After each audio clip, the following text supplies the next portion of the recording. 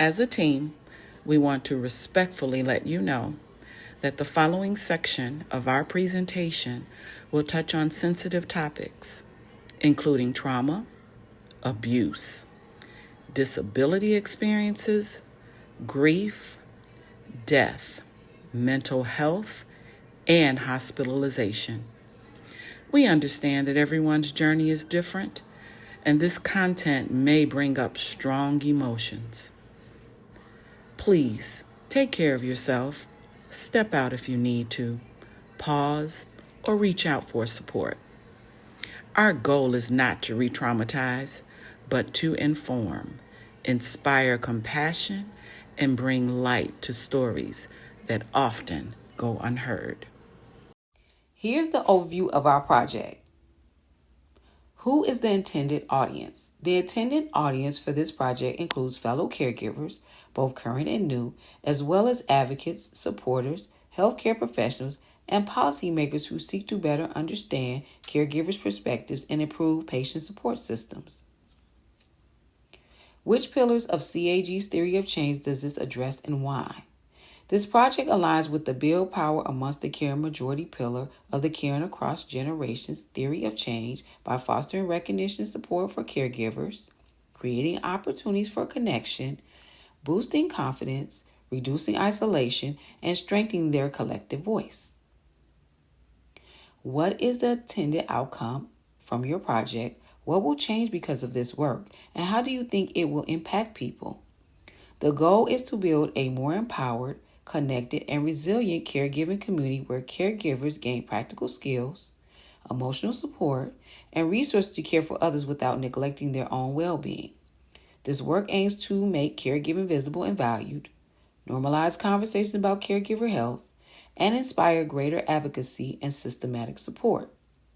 As a result, caregivers will feel more supported and empowered, families will enjoy stronger caregiving relationships, and society will move towards recognizing caregiving as a shared responsibility. Is there an ask that you are making of your audience? We ask our audience to recognize the value of caregivers and join us in building a culture of care. By sharing our stories, we can shift the narrative and build real power for the caring majority. Each challenge has served as a gift for me to create a new opportunity. I'm a single mother, daughter, sister, and auntie. I'm balancing love, care, and family challenges. But the only time I look back is to see just how far I've come. I know I make it look easy. That's because I stay ready so I don't have to get ready.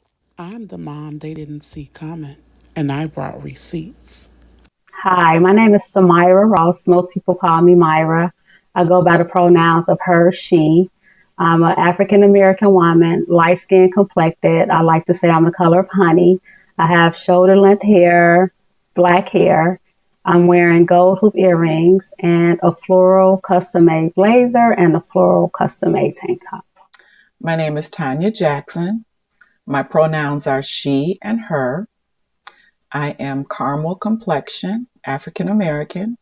I have salt and pepper hair. I have on handmade jewelry. And I have on a necklace with that's in the shape of a triangle. And I have on a t-shirt that says Jazzin' for Jazz. And it's a picture of my Jasmine. Hello, my name is Tiffany T. Stepney. My pronouns are she, her, and hers. I'm an African American woman with a peanut butter colored skin. I have a ponytail at the top of my head with a braid in the middle, and my hair is down my shoulders. I have white pearl earrings on, and I have a white tank top on with the shamrock in the middle that says ESW, and it's labeled Every Step of the Way Resource Center. Hello, my name is Bianca Thomas Edward. My pronouns is she and her. To describe myself, I have black and orange hair. I have on these beautiful yellow earrings. I have on yellow glasses. I am chocolate complexion, and I have a multicolor shirt on. My care story actually started at the age of 8 years old. when my grandmother died in my arms and my great grandmother was watching. I didn't know that that day was preparing me for a lifelong of caregiving. At the age of 21, my brother went into renal failure, kidney failure when he was in college. All his organs recovered except for his kidneys. I became his full-time caregiver at that moment. Shortly after that, my daughter was born. A whopping 9 pounds, 8 ounces of joy, which turned into a sad occasion. She ended up being in the hospital for 2 months after birth because she had low oxygen to her brain and she had underdeveloped organs. Later, we would find out that she had a developmental disability. Later, we would find out that at the time they used the word retardation, which is now intellectual disability. Later, we will find out that she had a developmental disability. Later, we will find out that she had apraxia of speech. Later, I was told that she would never develop beyond a 5-year-old and to put her in an institution. Zanira Z, as I call her, did not speak or say her first words until she was 8 years old. When we were at Brookfield Zoo and she saw a tiger and she said, cat, mommy. During the time of caring for my brother, taking him back and forth to dialysis, and dealing with many of his other health challenges, my mother had a brain aneurysm in 2007. The brain aneurysm left her in the hospital in a coma, actually, for 6 months. Later, while taking care of my mom, my father was diagnosed with ALS, which is also known as the Lou Gehrig's disease. He became paralyzed from his waist up and could no longer use his arms, his hands. He lost the ability to swallow. He lost the ability to breathe. And he ultimately died in my arms, the same way his mother died in my arms when I was 8 years old. So I'll start with chapter 1. Chapter 1 would be Jasmine. My daughter was born August 2002. When she was about 2-3 years old, I noticed that Jasmine was different. Jasmine was in daycare, and I would notice when I would go pick her up, she was always with the teacher and not with the other children. And I'll never forget when we were at the school district, one of the evaluators pulled me to the side and said, "Have you ever heard about autism?" And I said, "Well, yeah, I've heard of autistic people." She told me to read into it. So I did. And I noticed that Jasmine was pointing more than talking. I also noticed that Jasmine never really said mommy or even daddy. So my second chapter is my care story about how I became a auntie ma. My sister, Chris,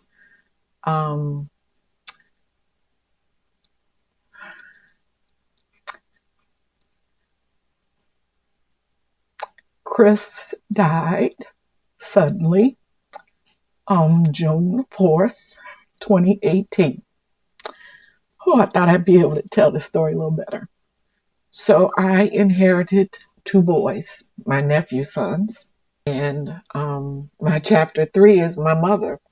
My mother's health started to decline. Although my daughter was born in 1997, my care journey started in 1999 because that's when she was diagnosed with autism.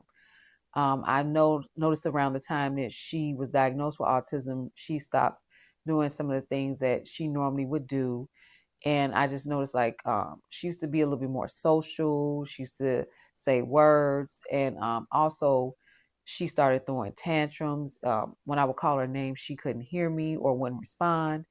So I just noticed that regression, and it made me actually go to a pediatrician and ask her, what might be wrong. And she told me that children develop at a different rate, and she didn't see anything wrong. But I still felt something was wrong because of the things that she could do before, and then now she wouldn't do these same things. So I went to my mother, who's a nurse, and I told her about my daughter's symptoms. And she said, well, have I ever heard of autism? So I went to the medical dictionary and I looked it up, and she had every characteristic within the dictionary that, with the definition of autism. So that caused me to go to La Rabida to get a diagnosis. And I went in there and I told them the things that she was doing and not doing. And they did an evaluation on her and said that, yes, she has autism. And they never had a parent come in there and diagnose their child before. And how I navigated life with caregiving responsibilities began with my oldest son, Ezekiel. He was diagnosed with autism, and I did not know what I was doing. A short while later, my middle son, Zion, was also diagnosed. Suddenly, I was raising two neurodivergent children without a map, without a manual, and without much of a break. I became the scheduler, the driver, the advocate, the therapist, assistant, the teacher, the safe place every single day. From there, my next care story was my grandmother, who throughout the years have had medical issues. And there are things that as a family we're going through with her not remembering things. The stroke definitely affected her eyesight. So we have to be there for her and make sure she's doing everything she can do to stay healthy.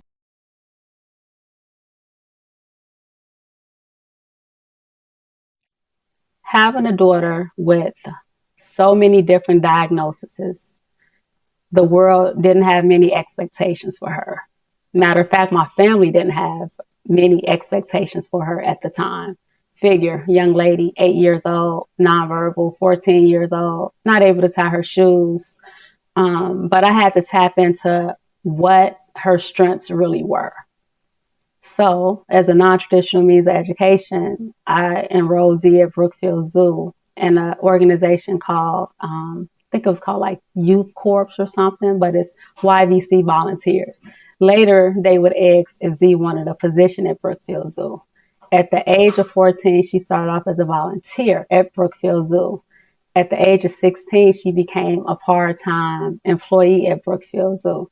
Today, Z is 29 years old, and she still is an employee and a board member at the Chicago Zoological Society at Brookfield Zoo. Z later was offered an opportunity to be one of the first Special Olympics Illinois United Airlines ambassadors. She now works at United Airlines as an ambassador, where she assists people with special needs or additional needs with their travels.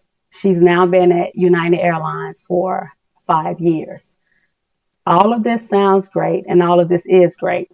But when you put a person with, I like to call it the invisible disability, in the corporate setting, the idea is great. Yeah, let's hire these people with disabilities. This will be great. This will be great for the company. But it's not always great for the individuals because they're faced with many, many challenges. What accommodations looks like for a company, those accommodations are not always compatible for a person with a disability. So, with regards to paid leave, I'm very fortunate to work for a company that offers paid leave. And I've had FMLA, as they call it, Family Medical Leave, since it came out initially, I want to say in probably 2006. I've had it for my daughter Jasmine. It really went into effect in May of 2021. Jasmine had ear surgery, and a few days later, she came down with pneumonia. And Jasmine was rushed to the ER, and she was put on a respirator. Jasmine coded twice, but she came back, and she had What they diagnosed her with is called ARDS, acute respiratory distress syndrome. And she was on ECMO, where she had this big tube over her that was basically diverting the blood from her heart to give her lungs a break. I always say her lungs took a time out. So Jasmine was in the hospital for 200 days from May to November.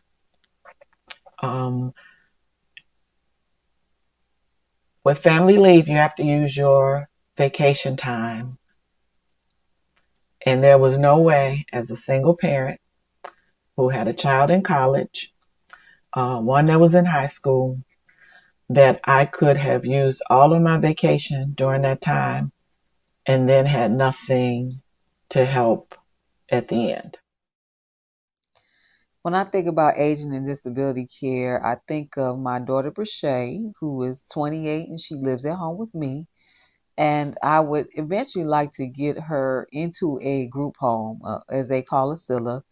But right now, I just don't feel like it's the best time. I think the best place is with me right now because I feel like that's a careful, thoughtful process in which environment will be the best for her.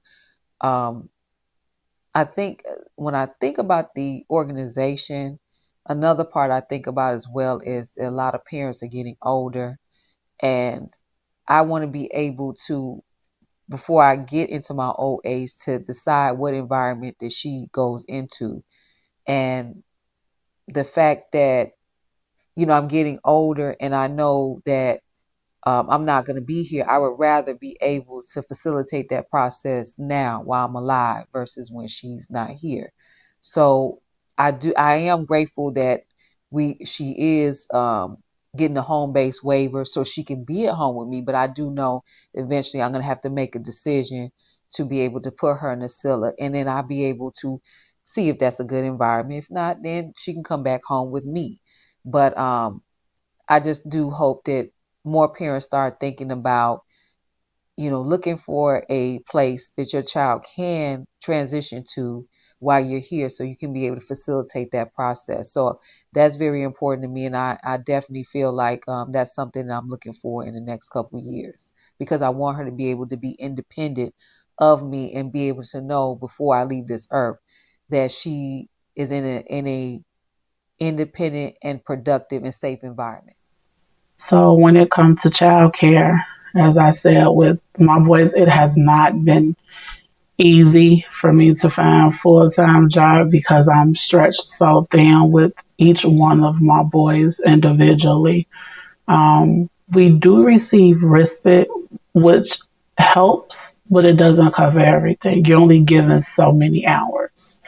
So childcare is very important to families like mine. But I am grateful for the position that I am in at the moment to be able to care for my boys and my family. Because caregiving is labor, it's love, it's leadership.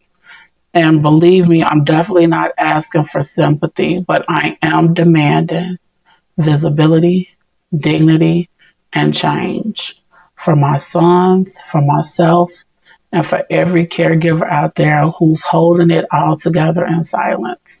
Because care can't wait, and neither can we.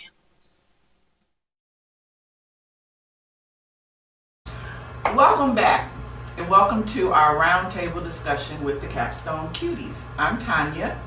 I'm Tiffany. I'm Samira. I'm Bianca.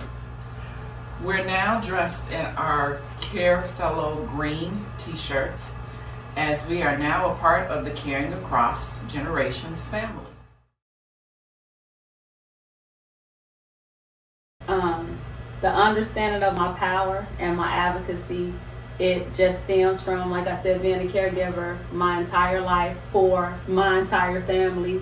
I was, I'm not gonna say forced to tap into my power. I was born into the power because it never felt hard and it never felt difficult. The only time I realize I'm in a difficult situation is when people ask the question, how do you do it?